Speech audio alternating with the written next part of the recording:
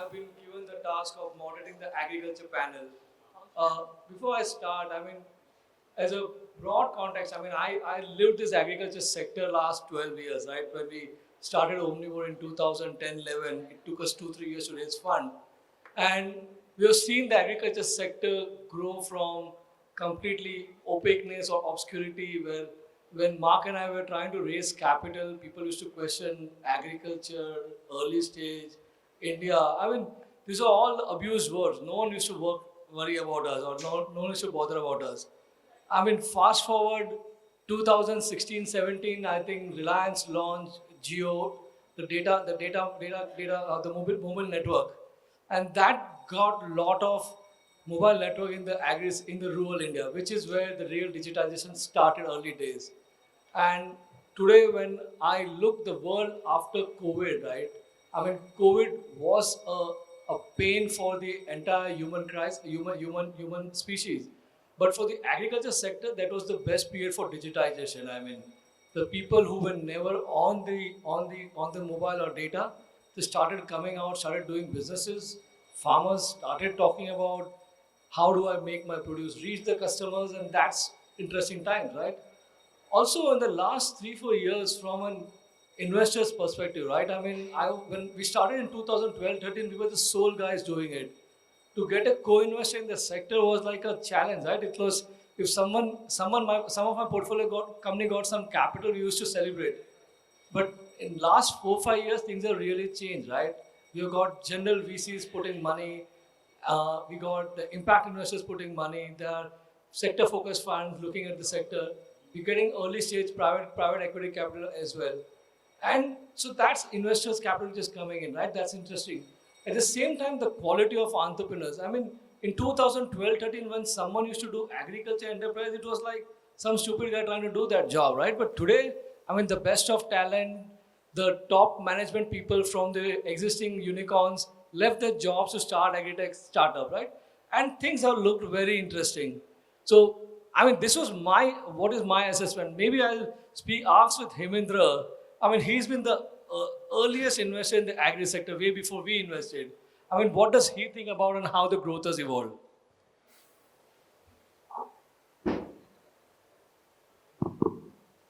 Thanks, Jinesh, for setting the context.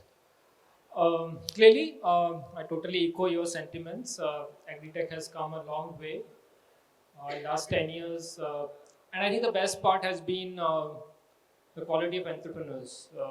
I think what we have seen in the last 5 years, particularly a lot of tech entrepreneurs who have no experience of working in agriculture are part of the ecosystem and other ones who are driving the change. So sometimes I joke with them that ignorance is bliss, and not knowing the challenge in the sector and sort of building a model, of course, sometimes works, right? So I think that's one change. And as Jinesh mentioned, the capital is flowing now $3 billion plus in last 10 years and almost $2 billion or $2.5 billion in last 36 to 48 months, which shows that clearly there's a lot of mainstream capital which is bound to come. I think one change that I want to see is the impact on farmers. Of course, all of us have our own sort of experiences. I think adoption is improving, especially with a lot of digitization that we've seen in last, in the COVID era. But I still believe that probably at an all India aggregate level, the adoption level is still under 10%. I think that is one change we want to see. And clearly, the good part is that the product market fit is there now. I've seen farms where farmers have saved something like 20,000 to 30,000 rupees, saved or earned 20,000 to 30,000 rupees because of some agri-tech solution. Be it access to market, be it access to good quality inputs, be it post-harvest value addition, be it access to credit. So I think all those is now showing up, and clearly there's a clear case of improving farm economics. And we have 15 crore farms, right, in India. Even if you take average of 25,000 rupees, we are talking a value unlocking of almost 4 lakh crore rupees, which is not small. So even if it is 10%, we've already delivered something like 40,000 crore worth of value to the ecosystem. So I think that's where the change is bound to happen. I also believe it's time that agri-tech is going to go beyond conventional agri-tech, and we're going to see more climate tech, more rural tech, more deep tech. and that combination will hopefully improve the farm economics, the unit economics for startups in a significant way. Uh, Clearly, the next decade is for agriculture, and a lot of entrepreneurs sitting in the room, and I, I, I really look forward to work with you to bring the change that we all want to see. Okay, thanks, Hemendra. I mean, Augustine, I'm going to come to you, right? I mean, look, we have seen in India, I mean, even then I talk from India perspective because we lived our life here and we seen the sector from inside. I mean, you have seen global ecosystem, right? And how are you looking at India in terms of agri? Where are we? Where do you think we are right now? I think, yeah. Hi, everybody, and thanks ICC for inviting me to this panel. So we came to India because to invest in agriculture because we saw that the growth in population that is happening, India population is expected to be in 1.6 billion in the next years. And also the increasing share in the global trade that India is meant to have. That is going to provide an organic demand that will, in theory, make businesses available to invest and to exit with good returns and incredible social impacts. What we've seen compared to other geographies is some differences. In the financial institution side, that are lending to smallholder farmers. In other geographies, we're seeing financial institutions working in business models where they solution the whole value chain of the farmer, So they even do the market linkage themselves without having to create a new company. And they do it as a financial institution that wants to guarantee the clients, the farmers, the capacity of paying by guarantee them a just price that they can sell to a company where the financial institution goes out and sells the company. Also, we realize that a lot of the investment play in India is not only money. For us, technical assistance plays a key role over here. Technical assistance that can be used not only to strengthen the investee, the agri-tech company, where there's a lot to do of TA projects relating to technology, expansion, etc., but also to the smallholder farmer itself that needs a lot of training. So that's an important part that we see where India is demanding a lot of not smart money, to say it in other words, And something that we've seen that I think is a key challenge in India as well, that we've seen in other territories that is already affecting is climate change. In climate change in Latin America is already affecting 95% of the productivity of smallholder farmers. These kind of studies, we haven't seen it often over here, and I think it's definitely affecting, Something also very important in other territories compared to India is that there is income diversification on the farmer. So they are not only harvesting one type of product, but many different products, and that's very important to create resilience if something happens to some specific products. And maybe just to end my first intervention, what I will say is the sector is going to leave some kind of correction. Investors in the US and in Europe are in the middle of a big recession. In Europe, we're seeing a recession that is going to be, some people say it's going to be harder than the pandemic. Inflation has gone up to double digits. Capital preservation, which is something essential for investors, is key. So profitability of the businesses is going to be essential in the agriculture sector in India. Otherwise, European and US investors will not invest anymore if it is a company that never gets profitable, that takes a lot of years to really get into break-even. I think that's a great comment, right? I think it's for all the entrepreneurs to understand that we need to start making business, profits, right? That's very critical. I'm going to ask this question to Nikhita. We always talk about technology convergence and also artificial intelligence, AI tools and technologies everywhere. But in agriculture, AI means different, right? It's called ancestral intelligence. So, how do you see the convergence of technology and ancestral intelligence in the way new agri-tech businesses are coming in? Great question. And we'll need to decode ancestral intelligence a little bit more. But I think just to talk about agri-tech itself, right? I think tech today and agri-tech today is sort of used. It's a very broad term, right? It's not what used to be about 5, 6, 7, 8 years ago, probably just digital technology. It's a lot more today. It's biotech, it's nanotech. We're looking at everything from innovations on the input side of things. We're looking at robotics. We're looking at drones. We're looking at automation. We're looking at how blockchain can be sort of integrated. So tech today is a lot more than just what we probably used to know about 5 or 8 years ago. So again, just to note that tech itself is not a silver bullet. It's not a panacea for everything, and it's not a cure for all. So clearly, tech has to be supplemented, and tech has to be supplemented with a number of different things. It has to be imbibed and ingrained into the existing value chain, into the existing ecosystem. So there needs to be forward linkages created, backward linkages created. It needs to be supplemented with affordable financing options, so that it's that the uptake is faster. And at the end of the day, the tech needs to be relevant for farmers in India today, especially smallholder farmers, where land parcels are small, there are resource constraints. So it needs to be designed in a manner that it's affordable, it's accessible, it's easy to use, and at the same time, payback period cannot be too long. And we've seen that in a bunch of our startups. In fact, Kheti, for example, that we've invested in at Acumen, payback periods and great technology in terms of it increases production by almost 7x and uses like maybe 90% less water. So it's relevant from a climate perspective as well.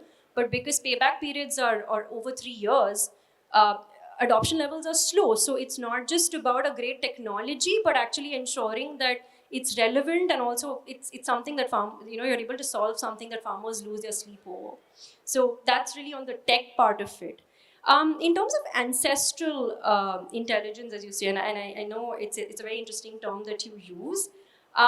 Unfortunately, I don't think we, from a pipeline perspective, have come across too many startups that beautifully kind of converge ancestral intelligence and technology.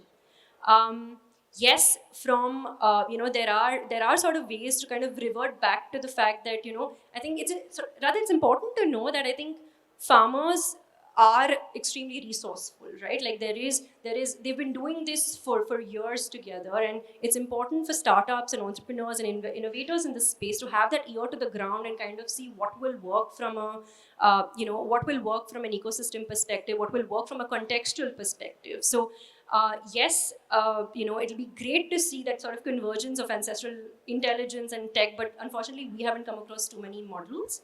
We have seen models around, sort of traditional farming practices, using, natural farming practices. We've seen, millet farming, or we've seen aspects around, even like indigenous crops that are being grown. But unfortunately, how do some of our existing startups kind of integrate into ancestral intelligence? That's something that we're also hopeful of. Thanks. I think that question, it's like really, I'm going to pass it to Shiva, right? I think Shiva, has been doing agri-tech investments. You guys have been doing for last many years, right? And you guys also done quite investments where technology and ancestral knowledge has really worked together. So maybe if you could throw a light to the audience, that would be useful here. So, just to actually build on what you said, though, Jinesh, one of the other aspects that I think we've implicitly called out that I just want to make explicit is, if we look at how we have all been able to engage with agri-tech startups that have been able to get to scale efficiently, it has not been going to the farmer and saying, here is how you've been doing business, buy this product and it will change. What we have seen is, if you look at what are the ways that the adoption has been fastest, it's either been because you are a vertical model saying, I will first procure from you, build that trust, build that relationship, and then say, because I'm the buyer, here's how I think you can actually adapt to actually better meet my needs, get better realization for yourself. That is definitely one vertical way to see how you can actually build on that ancestral intelligence that exists with the farmer himself, of how he wants to behave and how he thinks is the appropriate way to set up his business, and what you're proposing as a change to the business. The alternate strategy is if you go to a part of his business that is really broken. So whether it is financing, whether it is logistics, something that he really cannot actually do efficiently himself, and say, can you cater to that and say, now that I'm providing this as a storage solution or I'm providing this as a financing solution where you didn't really have an organized player who could come in, I've been able to build this trust relationship with you, and now I can start telling you, can we start doing something different? The moment we're trying to sell to the farmer, the trust element that you require, because it is not just agri-tech companies that are trying to do that, there's a lot of players with malicious intent that are operating in these areas as well, that are trying to gain trust of those individuals the same way, that is a big change and challenge to try to get them to just buy a product that will change their behavior. So the buying the product may be an agri input that they really value, really want, and cannot access. And that's you're saying, I'm being able to get this supply to you that for something you really want. So you actually need to complement and support what they are looking at as a decision-making process for their business, which is the ancestral intelligence they already hold to say, now I'm going to just help you actually complete what you wanted to do in the first cycle, and now how do we actually drive more business efficiencies for you as a real operating business, because this is not a consumer purchase that any of them are doing. Hey, thanks, Shiva. That's wonderful, right?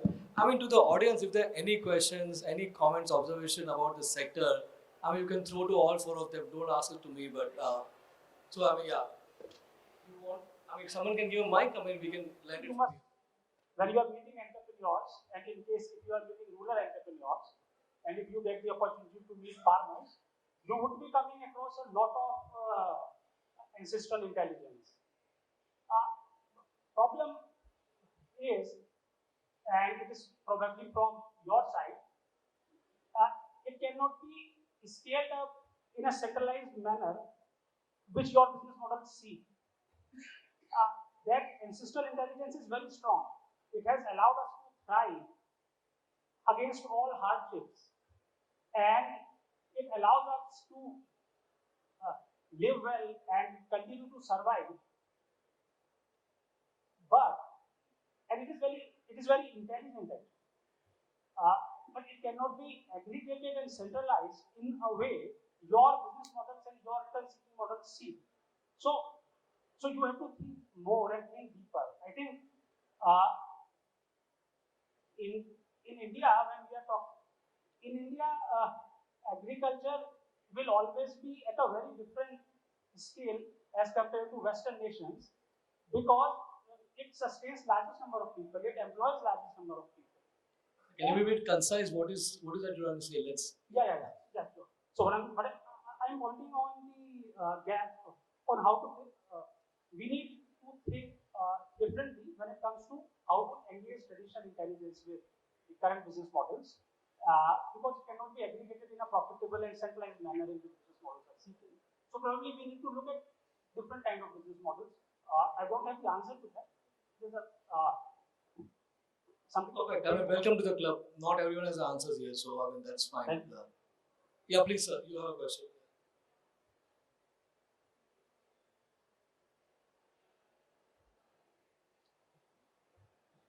Hi, I'm within Synergy Connect. In fact, we do work large on technology in agriculture, and at present we are working with the government of Maharashtra, where crop reporting has been made compulsory. Self-reporting of crops has been made compulsory, and today we have 1.6 crore farmers reporting crops. But the reason of people getting onto technology was the reason of what they are going to gain if they upload the crops.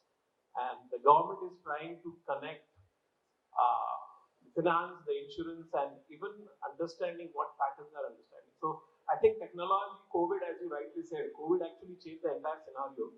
When we did a pilot, it was not there, but in the last 2 years, it has completely changed. So definitely there is a lot of opportunity for technology and agri-tech to take it forward. And I think it's open to the panel. How do we take it ahead? Thank you. Thanks. I mean, let me now go to the panel. I'll come back. Give me a. So I mean, Hemendra, you and I have been talking this for many years that agriculture or investments is all about increasing the farmer's income, getting a food security for the country, nation as a whole, and it's too many conflicting views, right? You want to get farmers make more money, inflation to be in control. How do you think really manage it? I mean. look, farmer is an entrepreneur. I think we should respect his entrepreneurial skill and should not dictate it. I'm not saying we should not have a policy, but policy should at best facilitate. But I think what is important from a policy perspective is empowering farmer to sell when they want to sell where they want to sell. Right? I think that is the biggest constraint in today's scenario. Despite all the technological innovation, go to any mandi, go to any village, maybe 50 kilometers from Delhi. Farmer is selling to the mandi which is closest and selling when immediately after the harvest when the prices are lowest. I don't think agri-tech is going to serve the purpose if we are not giving that power in the hands of the farmer. Even today, half the inputs sold in a lot of rural markets are spurious, right? So I think there are multiple low-hanging fruits which are there, which agri-tech can solve for, and this question, whether consumer is willing to pay. I think COVID is a best example when we saw. I believe at least 30% of India's population, which is, I don't know, 400 million people, I think they are willing to pay for products which are safe, hygienic, traceable. So let's target that. And food inflation is a reality. We need to accept it, right? And we shouldn't try and control it beyond a point where farmer is a sufferer. Sometimes we ban export of wheat, sometimes we ban export of rice. I think at some stage it has to be more market driven. I just want to come back to you only. You add this and I'll follow. I just wanted to complement what Hemendra was saying about food security. I think something important for us as impact investors, because when we are looking now at pipeline, we see companies promising increases in value for the farmer between 20% and 100%. I think we really need to see impact at the household level. How is this really affecting food security, nutrition, diversity in nutrition at the household level? And today, there are already companies out there that do measurement of impact at the household level to really see whether these promises are being delivered, by the businesses. I just want to get you a next question. I'm going to not let you go. Agriculture has been marred by absence of credit at the right price point, right? And you mentioned in your opening remark about that. How is it the startup ecosystem work around that to at least mitigate some of these things? Yeah, well, I think what we've seen is limited business models where really, the farmer is getting credit. Business correspondent linkages between agri-techs and banks, it's still very limited. Fintech models are still limited as well because fintechs, for them, it's easier to go to SMEs than go to farmers directly. That's something really tough for them. So we are still seeing very limited experiences there. But in terms of credit, what I think is very important is the traditional financial institutions. In other territories, traditional financial institutions, if they are given the enough transformation that, in our fund, we deploy technical assistance money to traditional financial institutions in either doing tailor-made products for the farmers. For instance, today, many MFIs are giving products to the farmer, which is the usual short-term weekly payments product that doesn't make any sense. It's more a harm than a benefit. So bringing technical assistance so that they can start building a product for the farmer that makes sense. Also implementing processes and risk management systems that allows them to diversify per product, diversify geographically, so that they can do the credit in a sustainable way. And also training to the people. Financial institutions, people don't know about agriculture, so loan officers and everyone over there should know a bit about agriculture to understand the credit risk that they are able to take. But something more important, I would say that credit is savings. There are no savings, at least that we are aware, no savings companies that are moving or NBFCs or or banks in a way that are mobilizing savings for the farmers. And savings is essential because it creates buffers, when things go wrong, when there is unexpected events like has happened with the Ukrainian war, when there is a COVID coming, when there is a climate change affecting. I mean, savings is essential. And that is a big difference. We've seen a lot of savings, financial companies offering savings to the farmers at the farm gate. And I think that's something very important that needs to develop in India as well. Okay, thanks. Nikhita, I'm going to come the next question to you. I mean, the last 6 months, we have seen that the agriculture supply chain is completely broken, right? Or it's on its edge. I mean, part of the world were not able to get food, no matter what price there was. World was worried about people not feeding each other. I mean, Acumen being a global fund, you would have seen this more than few of us. I mean, what's your take on that? Um, I mean, yes, COVID and subsequent lockdowns, extreme weather events, and the war. the Russian, Russia-Ukraine situation. I think even energy price inflation, everything. I think that everything sort of exposed the vulnerabilities of the agri supply chain, and because we're such an interconnected world, I think aspects in anything in one part of the world kind of has dramatic effects on another part of the world. And Jinesh, honestly, I don't know if there's a simple answer to this. I think one is to, I think at a country level, to really understand and kind of like assess our concentration risks, right? Like to see, and I don't know, maybe have more bilateral trades with countries specifically to be able to see how, especially diversify products, and maybe it's also a case for more indigenous supply chains to be built on all the more. I think that's a case that we should. I think it's now we realize that we need to be more resilient and therefore look at maybe more supply chains internally that are sort of mature enough to be able to kind of be a little bit more resilient to some of these global risks. I think one great thing, and as we all kind of noted, is that during COVID, the one thing that we saw is how we all came together. I think policy level, I think state governments kind of modified certain aspects. We all came together. There were startups working closely with farmers, with different with different intermediaries in the value chain. So despite the fact that we lived through whatever 2 years of a terrible kind of thought of kind of a situation, I think we still came together, and I think it's that's what's required. I think more and more startups, as we grow, we need to work closely with farmers. So also ensure that as startups scale, the smallholder farmer also kind of scales and is able to generate revenue. So I think it's all about coming together, having policies which keep the smallholder farmer in the forefront, and kind of working in a more collaborative manner. Thanks, Nikhita. Shiva, before I come, someone has a question, right?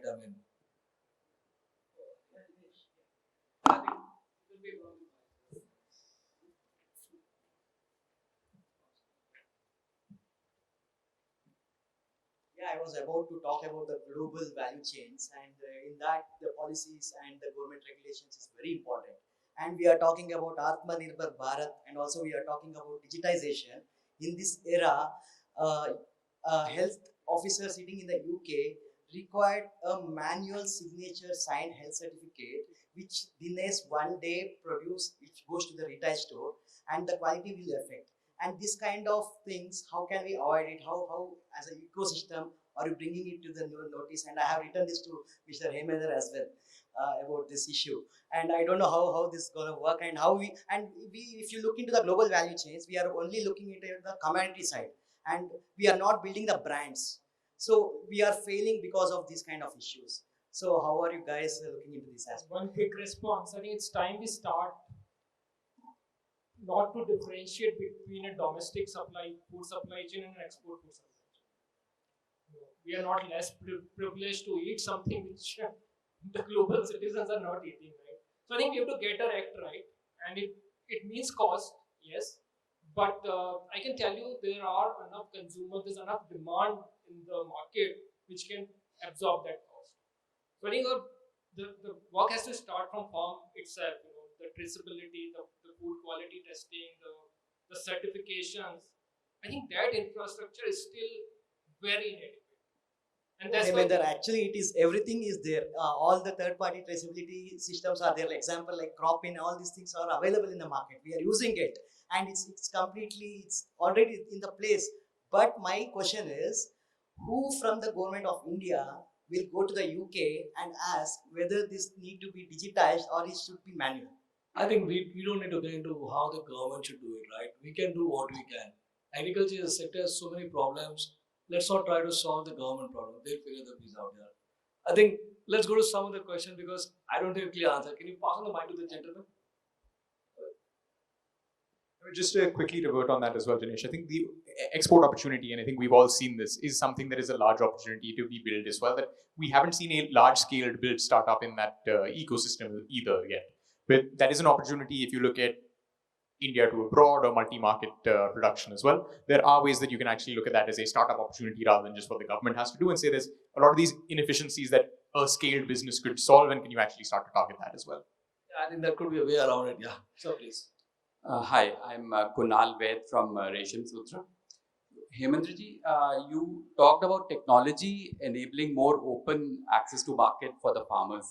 But what we have also seen is that models that depend on building more monopolistic buying and selling models are preferred by the investors because they can be scaled up faster to a higher grade.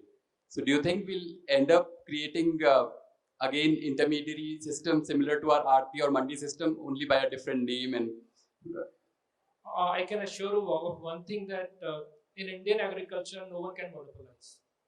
No one. Even if you have hundreds and thousands of $billions, very tough. The government is not able to monopolize it. I'm saying, we produce 1,000 billion tons of food every year. Tell me one company which is doing more than 10, 20, 30,000 tons of procurement. Forget FCA for a moment, they are regulated. But look at a startup, look at an agri-corporate. I don't think that is something we need to worry. As I mentioned, we need to make that more efficient because there's a lot of losses which is happening, and the two big sort of victims of that is farmer and the consumer. So we shouldn't worry too much about. I think ADM tried, Reliance tried, ITC tried. In fact, a lot of them have given up their Mandi licenses. Now startups are trying; they're doing a great job, but I don't think anyone is going to monopolize, and that's not bad. I just want to, before I come back to you, I just want to talk about one major issues, right? I mean, Shiva, I want to take you. I mean, the last few months we have seen that the climate is impacting, right? We have examples of China, Pakistan, Texas, where you had a drought, and in the span of few weeks, there was an immense amount of flood. I mean, this shows that agriculture is going through, or the climate is changing and agriculture is going to get impacted. What's your take? What should be the way? How should we try to work on that?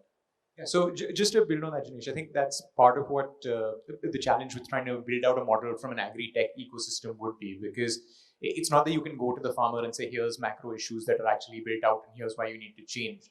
I think there's parts of these that you can actually try to help support de-risk and get them to change behavior for. Some of those are the methods that we talked about earlier, but I think the others are then say, is there a way we can actually get some sort of coverage, some sort of insurance, something to these individuals who are considerably underserved from that entire network.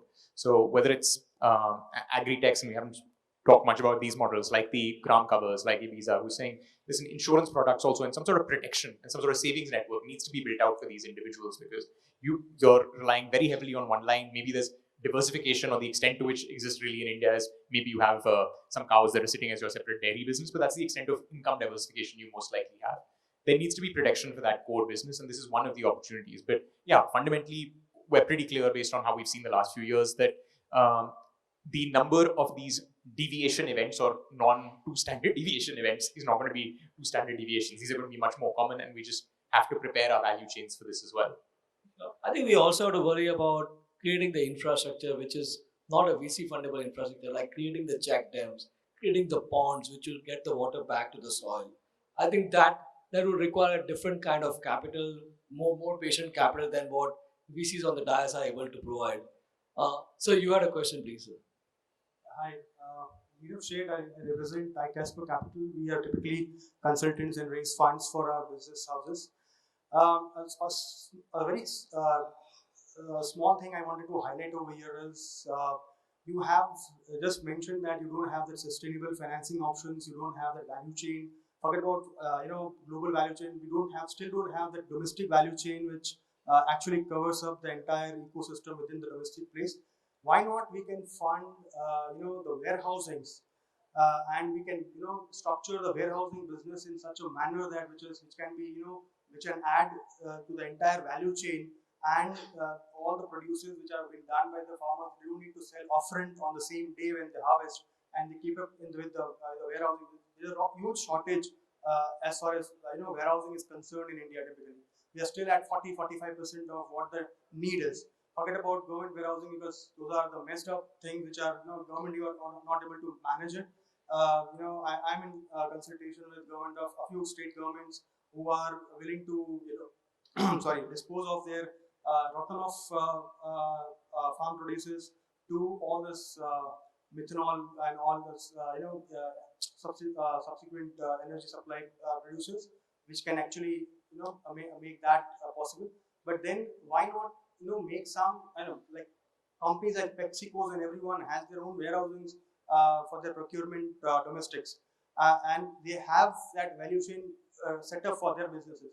Why not build that entire ecosystem for the farmers in and around their facilities or the land that they're doing business, and you can create some value chain, and also helping those intermediaries. Wherein there are large number of intermediaries as of today, but then helping those intermediaries to actually sell off domestically or globally wherever they can, and get that financing in a fashion where they can accommodate their trade. Sure, thanks. I mean, look, I think there is a lot of genuine attempt. Look, we have done some companies in the warehousing space trying to do value-added processing with Ankur and Omnivore has done it. So people have been trying. I think there is Kishore Jha from Argos also in the room. I think he's also running a warehousing startup, which is clearly at the farm gate itself. So everyone's trying to do it, but the problem in India's agriculture, it's a huge sector. So while early trends are there, it takes time before we reach to where people can start observing. I just want to now, I think, considering the time shortage, maybe I just want to take one closing comment, and then maybe I'll start with Shiva with you. Yeah, so from our side, I think just talking through, I think a lot of the questions that came through from the audience as well are opportunities that we see to still incrementally create value in this ecosystem. As Hemendra noted at the start, there's a lot of traction and just capital that has flown into this sector over probably the last decade, particularly the last 4 years. But we're looking at this period now saying there's still a lot of opportunities, be it still for vertical companies to come in verticals that haven't seen large concentration, horizontal models for things like logistics, like warehousing, processing that just haven't seen the concentration. Deep tech investments that Nikhita briefly mentioned as well, that can actually have a much more transformative impact than some of the businesses we talked about. Different journey, but those are opportunities to come through. And finally, from a regulatory aspect, probably something which could come through from an AgStack or some of these other platforms that once those come live, could enable a whole new level of models to be built. So yeah, we're still quite excited about what could be the future evolution of models that we haven't come across yet. So, I mean, I'll go to Agustín to take the next, so we'll do one and one out. I think, to really bring the expansion that is needed in the agriculture sector in India, and so that it doesn't happen as in silos, where only certain farmers are benefiting in certain geographies where these entrepreneurs are present, and really take it nationwide.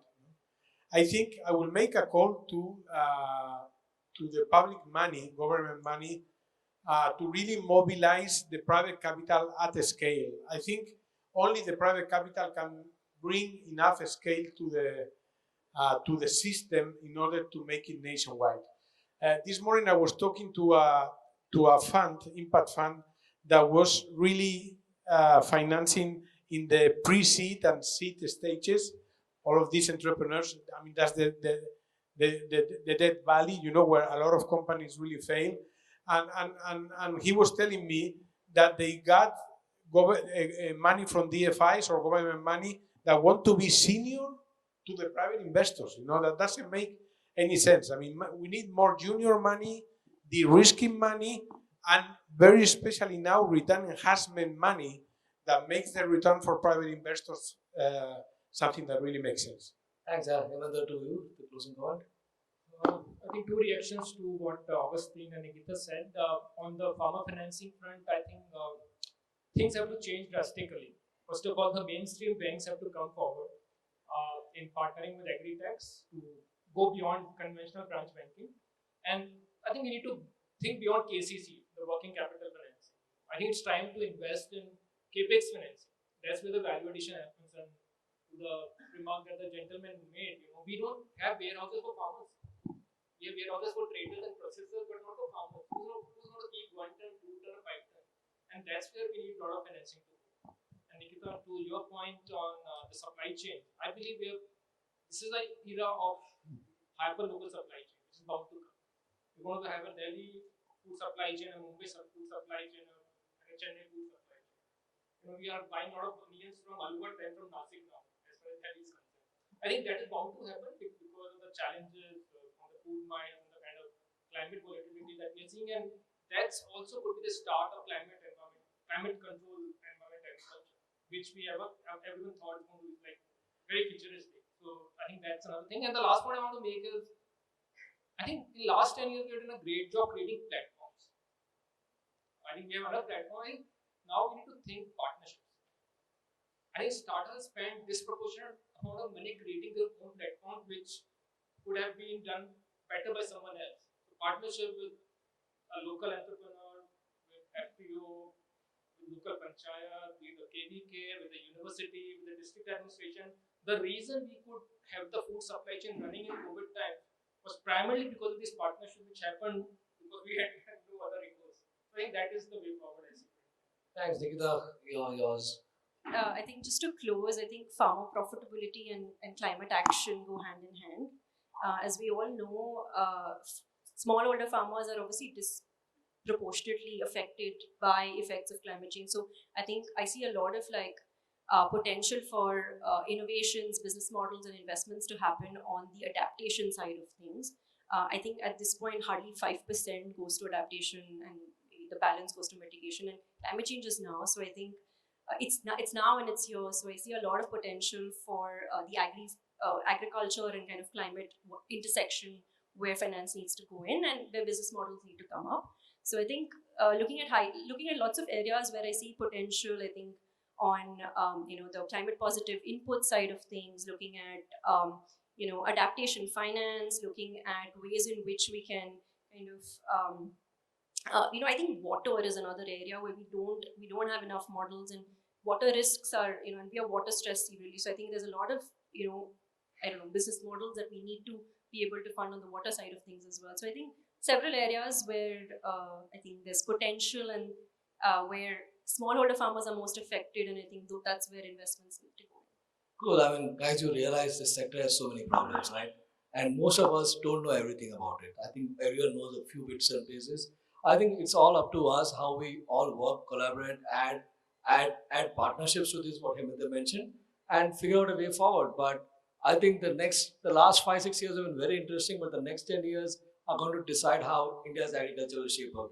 Thank you, everyone. Thank you for listening us, and thank you, panelists, for being here. Thank you. Thank you, panelists, for a very stimulating discussion. I think it was also one of the very candid and genuine discussions on one sector. And if I were to really summarize, I think the key takeaways would be convergence of AI, ancestral intelligence, and technology that will really further define the adoption of agri-solutions. Second would be the pronounced need for agri-financing solutions, especially on the capex side. And third, definitely partnerships.